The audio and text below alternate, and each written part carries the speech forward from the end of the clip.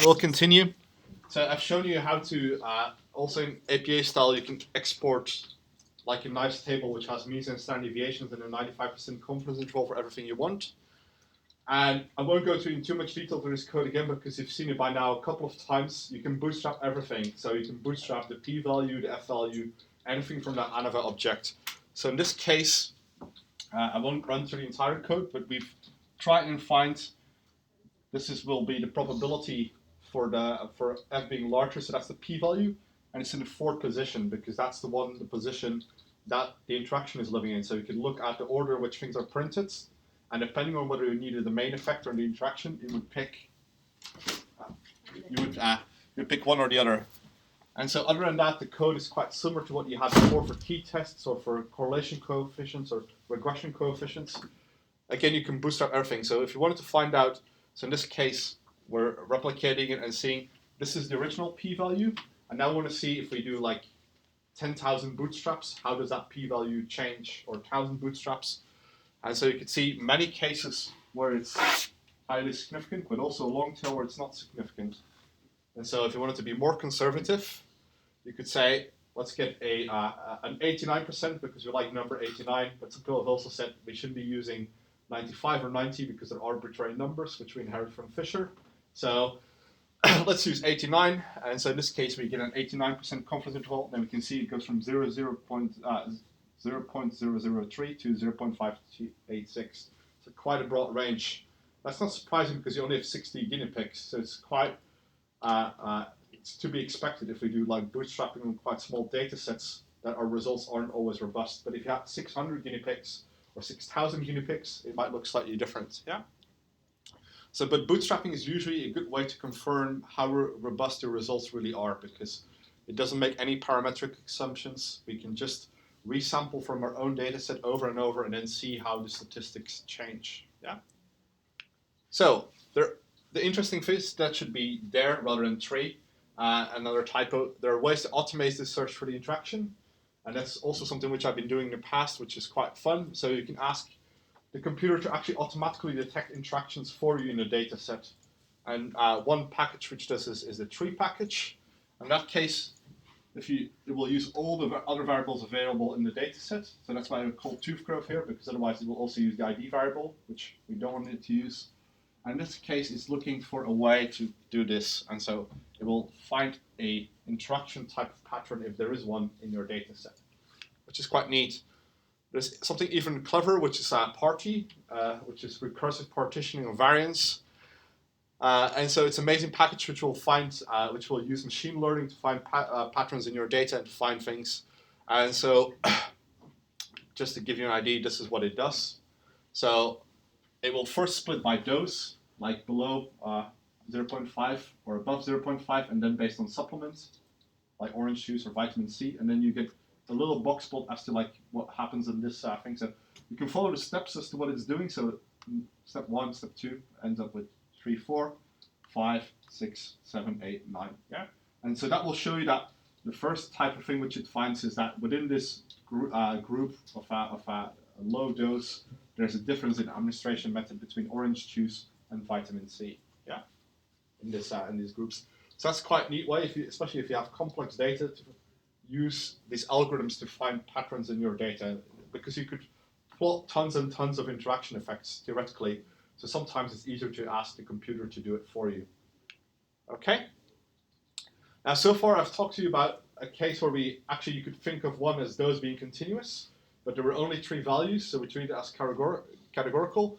But you could also have an interaction, for example, between a continuous variable and a categorical variable. So that makes things slightly different. So in order to illustrate that, we're going to go back to the salaries database, which you've been using in your exercises if you've done some of the exercises. So these are the first steps in which I make a monthly salary and which I also make a centered variable. I remember that we can center to take away some of the influence and to make coefficients more interpretable. So most of the time it's a good strategy before you do interaction models to center your variables to make it more interpretable. And in this case, in the original database, it's named as sex, and if you want to call it gender, I renamed it gender here in this way. So you can rename everything to your liking as well. So how we do this interaction model is like some of the things we don't have to care about anymore because it's regression. So we will just go with what regression does, which means also bear in mind that these will be type 1 errors, but we'll just use regression codes because in the ANOVA type of codes, you can't really work with continuous variables. It requires groups, remember? It requires people to be a factorial ANOVA needs things clustered into factors and into groups. So how we would go about and do this is it's the same type of thing, and we can do a sum here. We can do it also because gender only has two categories or something like that, so we don't really have to worry too much about what it means in terms of calculation because a dichotomous variable is to a large extent the same as a continuous variable when we treat it in regression. So this will be gender 1 and gender 2. And I don't know by heart which they are, but you will get this type of output then. So just to show you, it's just using monthly salary as a dependent, writing the interaction, and then telling which data frame. And this is how you would do an interaction between a continuous and a dichotomous variable. Now we can make some basic plots as to what it means, like so we can get the interaction from the means, and so we can see how that changes. And we can also, it's not useful if you only have 2 levels, but you can again do post hoc tests for these type of things. And you can use test interaction to print your post hoc tests. Again, with just the one dichotomous thing, it's not very sensible to do because it's the same information as in your regression coefficient. But if you have more than one group, this is what you'll be using. We can make a very basic plot to see how it changes. So here we have years since PhD centered and their monthly salary. And then we have a pink line for men and a blue line for women. And so you can see how the angle changes because what regression basically is like when interaction is this type of thing changing. But as you can see already from this, I don't think this was significant, statistical significance. So it means that there's lots of overlap.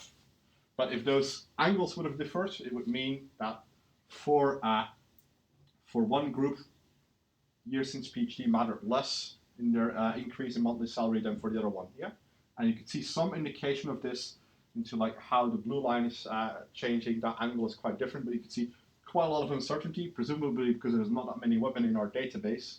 So quite a lot of uncertainty around these confidence bands. You can see what happens there. Yeah.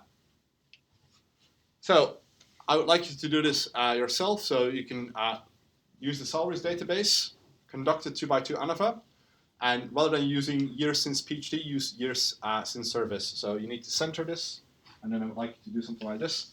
And I'd just like you to do the ANOVA and make a plot like this. So call the effects package, and then do this to make this type of plot. Yeah. So similar as I've done, just with years since years service rather than years since PhD.